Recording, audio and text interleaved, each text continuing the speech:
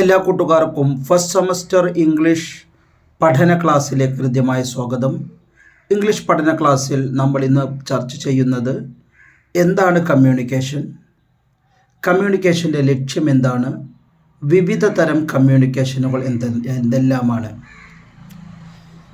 ആദ്യം നമുക്ക് എവിടെ നിന്നാണ് കമ്മ്യൂണിക്കേഷൻ എന്ന പദം ഉത്ഭവിച്ചത് എന്ന് നോക്കാം. Where did the word communication, communication എന്ന പദം എവിടെ നിന്നാണ് എമർജ് ഉത്ഭവിച്ചത്? ദ വേർഡ്, ഈ വാക്ക് emerged from Latin word, Latin പദത്തിൽ നിന്നാണ് ഇത് ഉത്ഭവിച്ചത്. ഏതാണ് ലാറ്റിൻ പദം? കമ്മ്യൂണിക്കെയർ. കമ്മ്യൂണിക്കേഷൻ എന്ന വാക്ക് കമ്മ്യൂണിക്കെയർ എന്ന ലാറ്റിൻ വേർഡിൽ നിന്നാണ് എമർജ് ചെയ്തിട്ടുള്ളത്. വിച്ച് മീൻസ്, അതിൻ്റെ അർത്ഥം ടു ഷെയർ, പങ്കുവെക്കുക എന്നതാണ്. രണ്ടാമത്തെ ചോദ്യം, ഡിഫൈൻ കമ്മ്യൂണിക്കേഷൻ, കമ്മ്യൂണിക്കേഷൻ്റെ നിർവചനം പറയുക. എന്താണ് communication? It is a process, അതൊരു പ്രക്രിയയാണ്. ബൈ വിച്ച്, അതിനാൽ, ഇൻഫർമേഷൻ ഈസ് എക്സ്ചേഞ്ച്ഡ്, വിവരം കൈമാറ്റം ചെയ്യപ്പെടുന്നു. ബിറ്റ്വീൻ ഇൻഡിവിജ്വൽസ്, വ്യക്തികൾക്കിടയിൽ വിവരം കൈമാറ്റം ചെയ്യുക. By exchange of information between individuals ആണ് എന്ത്? കമ്മ്യൂണിക്കേഷൻ എന്ന് പറഞ്ഞാൽ ഇൻഫർമേഷനെ എക്സ്ചേഞ്ച് ചെയ്യുക ഇൻഡിവിജ്വൽസിനിടയിൽ. എങ്ങനെയാണ് എക്സ്ചേഞ്ച് ചെയ്യേണ്ടത്? യൂസിങ് സിംബൽസ്, അടയാളങ്ങൾ ഉപയോഗിച്ച്, സൈൻസ്, ഗസ്റ്റേഴ്സ്, അംഗവിക്ഷേപങ്ങളൊക്കെ ഉപയോഗിച്ചിട്ടുണ്ട്. ഇനി അടുത്ത ചോദ്യം, എന്തിനാണ് നമ്മൾ കമ്മ്യൂണിക്കേഷൻ നടത്തുന്നത്? വാട്ട് ഈസ് ദ എയിം, എന്താണ് ലക്ഷ്യം ഓഫ് കമ്മ്യൂണിക്കേഷൻ? സംഭാഷണം നടത്തുന്നതിൻ്റെ ലക്ഷ്യം എന്താണ്? ഒന്ന്, to put across the ideas and thoughts in the mind of a person to other. ഒരു മനുഷ്യൻ്റെ മനസ്സിലുള്ള ഐഡിയാസിനെ അതർ മാൻ്റെ മൈൻഡിലേക്ക് നിക്ഷേപിക്കുക, അതാണ് ഉദ്ദേശിക്കുന്നത്. ഒരാളുടെ മനസ്സിലുള്ള ആശയം മറ്റൊരാൾക്ക് പങ്കുവെച്ച് കൊടുക്കുക. ഇനി നമ്മൾ പഠിക്കുന്നത് വിവിധ തരം സംഭാഷണങ്ങളാണ്. ക്ലാസിഫൈ ദി കമ്മ്യൂണിക്കേഷൻ, കമ്മ്യൂണിക്കേഷനെ ഇനം തിരിക്കുക. ബേസ്ഡ് ഓൺ പേഴ്സൺസ് ഇൻവോൾവ്ഡ്, വ്യക്തികളെ നോക്കുമ്പോൾ കമ്മ്യൂണിക്കേഷൻ പലതരമുണ്ട്. നമ്മളോട് തന്നെ സംസാരിക്കല്ലേ, ചിലപ്പോൾ ഒരു വ്യക്തി അയാളോട് തന്നെ സംസാരിക്കും, അതൊരു സംഭാഷണ രീതിയാണ്. സ്വന്തത്തോട് സംസാരിക്കുന്ന ആളുകൾ ബുദ്ധിമാന്മാരാണെന്നാണ് സൈക്കോളജിസ്റ്റുകൾ പറയുന്നത്. സ്വന്തത്തോട് സംസാരിക്കുന്നതിനാണ് ഇൻട്രാ പേഴ്സണൽ കമ്മ്യൂണിക്കേഷൻ എന്ന് പറയാം. ഉള്ളിൽ, കമ്മ്യൂണിക്കേഷൻ വിത്തിൻ വൺ സെൽഫ്, ഒരാളുടെ ഉള്ളിൽ നടത്തുന്ന സംഭാഷണം. ഉദാഹരണം, ഒരാളിങ്ങനെ പണ്ടത്തെ കാലങ്ങൾ ആലോചിക്കാണ്, റിമെമ്പറിങ്, അതൊക്കെ അതിലൊരു ഉദാഹരണമാണ്. ഇനി രണ്ടാമത്തെ തരം കമ്മ്യൂണിക്കേഷനാണ് ഡയാഡിക് കമ്മ്യൂണിക്കേഷൻ. ഡയാഡിക് കമ്മ്യൂണിക്കേഷൻ എന്ന് പറഞ്ഞാൽ രണ്ട് ആളുകൾ തമ്മിലുള്ള സംഭാഷണത്തിനാണ് ഡയാഡിക് എന്ന് പറയാം. The communication between two individuals, ഈ രണ്ട് വ്യക്തികൾക്കിടയിലുള്ള സംഭാഷണത്തിനാണ് എന്ത് പറയുക? Dyadic communication. ഉദാഹരണം, ഒരാൾക്ക് ഫോൺ ചെയ്യാണ്, telephone call between two friends, രണ്ട് ഫ്രണ്ട്സുകൾക്ക് കോൾ ചെയ്യുകയാണെങ്കിൽ രണ്ടാൾ തമ്മിലുള്ള കമ്മ്യൂണിക്കേഷനാണ്. ഇനി വേറെ കമ്മ്യൂണിക്കേഷനാണ് സ്മാൾ ഗ്രൂപ്പ് കമ്മ്യൂണിക്കേഷൻ. എന്താണ് സ്മാൾ ഗ്രൂപ്പ് കമ്മ്യൂണിക്കേഷൻ എന്ന് പറഞ്ഞാൽ? കുറച്ച് ആളുകൾ കൂടിയിട്ട്, ഒരു 4-5 പേരൊക്കെ ഇപ്പോൾ ഒരു മീറ്റിങ്ങിലൊക്കെ പങ്കെടുക്കുമല്ലോ, അതിനാണ് ഈ സ്മാൾ ഗ്രൂപ്പ് കമ്മ്യൂണിക്കേഷൻ എന്ന് പറയാം.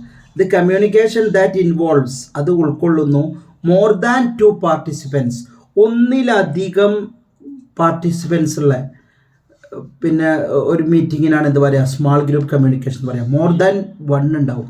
ഉദാഹരണമായിട്ട് മോർ ദാൻ 2, ഉദാഹരണമായിട്ട് group meeting in an office, ഒരു ഓഫീസിലുള്ള മാനേജറും സബോർഡിനേറ്റ്സും ക്ലർക്കൊക്കെ തമ്മിൽ സംഭാഷണം, ഒരു മീറ്റിംഗ് നടത്തുന്നതിനാണ് പറയാം. ഇനി മറ്റൊരു സംഭാഷണമാണ് പബ്ലിക് കമ്മ്യൂണിക്കേഷൻ. പബ്ലിക് കമ്മ്യൂണിക്കേഷൻ എന്ന് പറഞ്ഞാൽ എന്താണ്? എ മെസ്സേജ്, ഒരു സന്ദേശം, ഫ്രം എ സിംഗിൾ സോഴ്സ്, ഒരു വ്യക്തിയിൽ നിന്നുള്ള ഒരു സംഭാഷണം will be received by many people, ഒരുപാട് ആളുകൾ ലിസൺ ചെയ്യും. ഇപ്പോൾ നമ്മൾ പ്രഭാഷകരെ കണ്ടിട്ടില്ലേ, ഒരാളാണ് അവിടെ ആശയം പറയുന്നത്, എന്നാലോ ഒരുപാട് ആളുകൾ അത് കേൾക്കും. അതാണ് പബ്ലിക് സ്പീച്ചാണ് അതിന് ഉദാഹരണം. ഒരു സിംഗിൾ സോഴ്സ് എന്നുള്ള മെസ്സേജ് ഒരുപാട് പേർക്ക് കമ്മ്യൂണിക്കേറ്റ് ചെയ്യുന്നതാണ് പറയാം. ഇനി മറ്റൊന്നാണ് മാസ് കമ്മ്യൂണിക്കേഷൻ. മാസ് കമ്മ്യൂണിക്കേഷൻ നമ്മൾ ടെലിവിഷനും റേഡിയോ ഒക്കെ കണ്ടിട്ടില്ലേ? അത് പിന്നെ ഒരു പ്രത്യേക വ്യക്തികളൊന്നുമല്ല, ആരും കേൾക്കാം. അതിനെ ഗ്രൂപ്പ് ചെയ്ത ഓഡിയൻസ് ഒന്നും അല്ലതാണ്. മാസ് കമ്മ്യൂണിക്കേഷൻ എന്ന് പറഞ്ഞാൽ എന്താ? It is A communication. അതൊരു കമ്മ്യൂണിക്കേഷൻ ആണ് among A huge number of audience, ഒരു വലിയ അളവിലുള്ള ശ്രോതാക്കൾ, ഹു കനോട്ട് ബി ഗ്രൂപ്പ്ഡ്, അതിനെ ഗ്രൂപ്പ് ചെയ്യാൻ കഴിയില്ല. അപാലവൃദ്ധം ജനങ്ങൾ, ഉദാഹരണം ഓഡിയൻസ് ഓഫ് എ റേഡിയോ. ഒരു റേഡിയോൻ്റെ ഓഡിയൻസ് അല്ലെങ്കിൽ ഒരു ടെലിവിഷൻ്റെ ഓഡിയൻസ് പറഞ്ഞാൽ എല്ലാവരും ഉണ്ടാവും, ചെറിയ കുട്ടികളും വൃദ്ധന്മാർ വരെ ഉണ്ടാവും. അത് മാസ് കമ്മ്യൂണിക്കേഷൻ ഉദാഹരണമാണ്. ഇനി നമ്മൾ പഠിക്കുന്നത്, നമ്മൾ ഒരാളോട് സംസാരിക്കുമ്പോൾ എന്തൊക്കെ ശ്രദ്ധിക്കണം, കമ്മ്യൂണിക്കേഷൻ നടത്തുമ്പോൾ എന്തൊക്കെയാണ് നമ്മൾ ശ്രദ്ധിക്കേണ്ടത് എന്നുള്ളതാണ് നമ്മൾ ഇനി പഠിക്കാൻ പോകുന്നത്. ഒന്നാമതായി നമ്മൾ ശ്രദ്ധിക്കേണ്ടത്, നമ്മൾ ആദ്യം തന്നെ ആശയം പറയല്ല, ഒരു ക്യൂരിയോസിറ്റി ഉണ്ടാക്കണം. നമ്മളൊരു ക്ലാസ് എടുക്കാൻ പോവാണ്, കുട്ടികൾക്കൊരു ക്യൂരിയോസിറ്റി ഉണ്ടാക്കണം. ഡെവലപ്പ് ക്യൂരിയോസിറ്റി, അറിയാനുള്ള ആഗ്രഹം ഉണ്ടാക്കണം. ഇപ്പോൾ നമ്മൾ ചെറിയ കുട്ടികളുടെ ക്ലാസ്സിൽ പോയിട്ട് കുട്ടികളെ ഞാനൊരു കഥ പറഞ്ഞു തരട്ടെ, ഇപ്പോൾ ഒരു ക്യൂരിയോസിറ്റി ഉണ്ടായി. ഇനി അത് പറയുന്നത് തന്നെ എങ്ങനെയാവണം കുട്ടികളോട്? ആദ്യം ക്യൂരിയോസിറ്റിയാണ് ഏറ്റവും പ്രധാനം. ഒരു കമ്മ്യൂണിക്കേറ്റർക്ക് വേണ്ടത്, ഞാൻ നാളെ ഒരു കാര്യം പറയാൻ പോകുന്നുണ്ട് എന്ന് പറയുമ്പോൾ എന്തുണ്ട് ആളുകൾക്ക്, അല്ലെങ്കിൽ ഞാൻ ഇന്നലെ ഒരു സംഭവം ഉണ്ടായി ഞാൻ പറയട്ടെ എന്ന് ഒരു ക്യൂരിയോസിറ്റി ഉണ്ട്. രണ്ടാമതായിട്ട് ഡിസ്പ്ലേ എന്തൂസിയാസം, നമ്മൾ ആവേശം കാണിക്കണം. ഹായ് സ്റ്റുഡൻസ്, എന്തൊക്കെയാണ് വർത്തമാനങ്ങൾ, ഞാനൊരു കഥ പറഞ്ഞു തരട്ടെ, ഒരു എന്തൂസിയാസമാണ് എപ്പോഴും, ഒരു ആവേശം വേണം. പിന്നെ എംപത്തറ്റിക്, ആളുകളോട് അനുതാപം ഉണ്ടാകണം. നമ്മൾ ആളുകളുടെ പക്ഷത്തു നിന്നാണ് സംസാരിക്കേണ്ടത്, ഒരു സഹാനുഭൂതിയുള്ള രീതിയിൽ സംസാരിക്കണം. പിന്നെ ഹോണസ്റ്റി വേണം, റിഫ്ലക്റ്റ് ഹോണസ്റ്റി, നമ്മൾ സത്യസന്ധമായിട്ടേ കാര്യങ്ങൾ പറയാവൂ, നുണ പറയരുത്, ഉള്ളത് നല്ല ഹോണസ്റ്റിയാണ് പറയേണ്ടത്. പിന്നെയോ കുറച്ചൊക്കെ ഒരു ഹ്യൂമർ സെൻസ് വേണം, കുറച്ചൊക്കെ ഒരു വിറ്റും തമാശക്ക് നമ്മൾ സംഭാഷണത്തിൽ വേണം, നമ്മുടെ ജീവിതത്തിലും വേണം. പോളിഷ് സെൻസ് ഓഫ് ഹ്യൂമർ വേണം. പിന്നെ പോസിറ്റിവിറ്റി, ഒക്കെ നന്നാവും എന്നുള്ളൊരു പോസിറ്റീവ് തിങ്കിങ് ആണ് നമ്മൾ കൊടുക്കേണ്ടത്. പിന്നെ ഗിവ് ഇമ്പോർട്ടൻസ് ടു ക്ലാരിറ്റി, നമ്മൾ പറയുന്ന വാക്കുകൾ വ്യക്തമായിട്ട് ആൾക്ക് മനസ്സിലാവണം. നമ്മൾ ഇടയ്ക്ക് ശ്വാസം പിടിച്ചിട്ടോ അല്ലെങ്കിൽ വാക്ക് വിഴുങ്ങാൻ പാടില്ല. നമ്മൾ എന്ത് ചെയ്യണം? ക്ലാരിറ്റി വേണം, നല്ല കൃത്യമായുള്ള സംഭാഷണം ആവണം. പിന്നെയോ കെയർഫുൾ ചോയ്സ് ഓഫ് വേർഡ്സ്, വാക്കുകൾ വളരെ ശ്രദ്ധാപൂർവ്വം നമ്മൾ എന്ത് ചെയ്യണം? തിരഞ്ഞെടുക്കണം. അതും നമ്മുടെ ഒരു കഴിവാണ്. ഇനി നമ്മൾ പറയുന്നത് കമ്മ്യൂണിക്കേഷൻ്റെ മറ്റൊരു ഇനാണ്. What are the types of communication based on channel? മാധ്യമങ്ങൾ വെച്ച് നോക്കുമ്പോൾ, മാർഗം വെച്ച് നോക്കുമ്പോൾ, നമ്മൾ ഉപയോഗിക്കുന്ന മാർഗം നോക്കുമ്പോൾ കമ്മ്യൂണിക്കേഷൻ രണ്ട് തരമുണ്ട്. നമ്മൾ ചിലപ്പോൾ തൊള്ള കൊണ്ട് അല്ലെങ്കിൽ വായ കൊണ്ട് നമ്മൾ വാക്കുകൾ പറയും, അത് വെർബൽ കമ്മ്യൂണിക്കേഷനാണ്. ചിലത് നമ്മളോ ഗസ്റ്റേഴ്സ് ഇങ്ങനെ കാണിക്കും നമ്മൾ, അല്ലേ? അപ്പോൾ രണ്ട് തരമുണ്ട്. ഒന്ന് വെർബൽ കമ്മ്യൂണിക്കേഷനാണ്. വെർബൽ കമ്മ്യൂണിക്കേഷൻ എന്ന് പറഞ്ഞാൽ കമ്മ്യൂണിക്കേഷൻ യൂസിങ് ലാംഗ്വേജ്, ഭാഷ ഉപയോഗിച്ച് സംഭാഷണം നടത്തുന്നതിനാണ് എന്താ പറയുക, അതാണ് വെർബൽ കമ്മ്യൂണിക്കേഷൻ.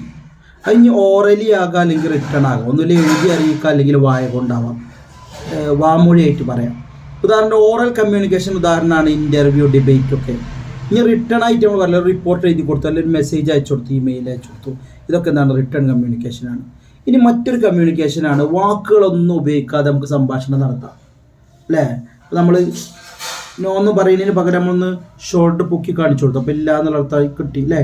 അല്ലെങ്കിൽ തലയാട്ടി. അപ്പോൾ ഇതൊക്കെ നോൺ വെർബൽ. നോൺ വെർബൽ എന്ന് പറഞ്ഞാൽ കമ്മ്യൂണിക്കേഷൻ ബൈ ബോഡി ലാംഗ്വേജ്, ശരീരഭാഷ കൊണ്ടുള്ള സംഭാഷണം. അതിന് ഉദാഹരണമാണ് കൈനസിക്സ്, പ്രോക്സെമിക്സ് ഒക്കെ, നമ്മൾ അംഗവിക്ഷേപങ്ങളൊക്കെ അതിന് ഉദാഹരണമാണ്. ഇനി നമ്മൾ കമ്മ്യൂണിക്കേഷൻ സ്റ്റൈൽ ഉപയോഗിക്കുമ്പോൾ, കമ്മ്യൂണിക്കേഷൻ സ്റ്റൈൽ ഉപയോഗിക്കുന്ന കമ്മ്യൂണിക്കേഷൻ്റെ രീതിയാണ് ഇനി നമ്മൾ പഠിക്കുന്നത്. Type of communication based own style നോക്കുമ്പോൾ ഉദാഹരണമായിട്ട് ഫോർമൽ കമ്മ്യൂണിക്കേഷൻ, രണ്ട് ഇൻഫോർമൽ കമ്മ്യൂണിക്കേഷൻ.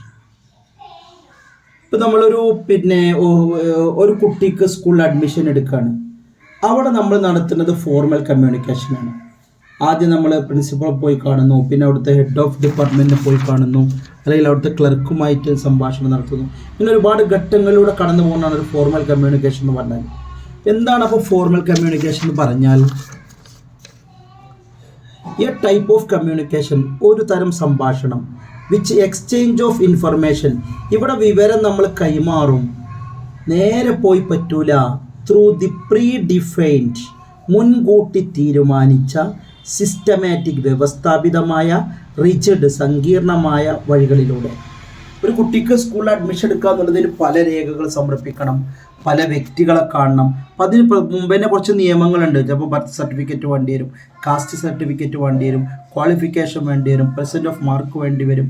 അപ്പോൾ ഇങ്ങനെ സിസ്റ്റമാറ്റിക് ആയിട്ടുള്ള പ്രീ ഡിഫൈൻഡ് മുമ്പ് തന്നെ തീരുമാനിച്ച മാർഗത്തിലൂടെയാണ് നമ്മൾ കമ്മ്യൂണിക്കേഷൻ നടത്തുക.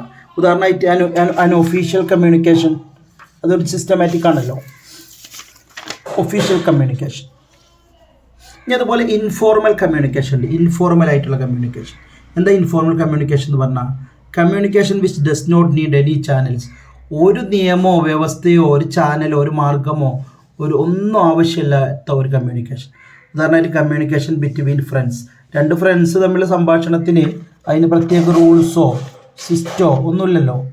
അത് ചിലപ്പോൾ മിക്കവാറും ഓറലായിരിക്കും നമ്മൾ രണ്ട് ഫ്രണ്ട്സ് തമ്മിൽ സംഭാഷണം.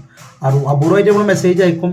ഞാൻ മെസ്സേജ് തന്നെ എന്താണ് ഇൻഫോർമലായിട്ടുള്ള കൊളോക്കിയൽ ലാംഗ്വേജ് ഉപയോഗിച്ചിട്ടായിരിക്കും. ഇപ്പോൾ ഫോർമൽ കമ്മ്യൂണിക്കേഷൻ ഒരു ഓഫീസിലാണ്, മറ്റേ നമ്മൾ രണ്ട് ഫ്രണ്ട്സിൻ്റെ ഇടയിലാണ് ഇൻഫോർമൽ.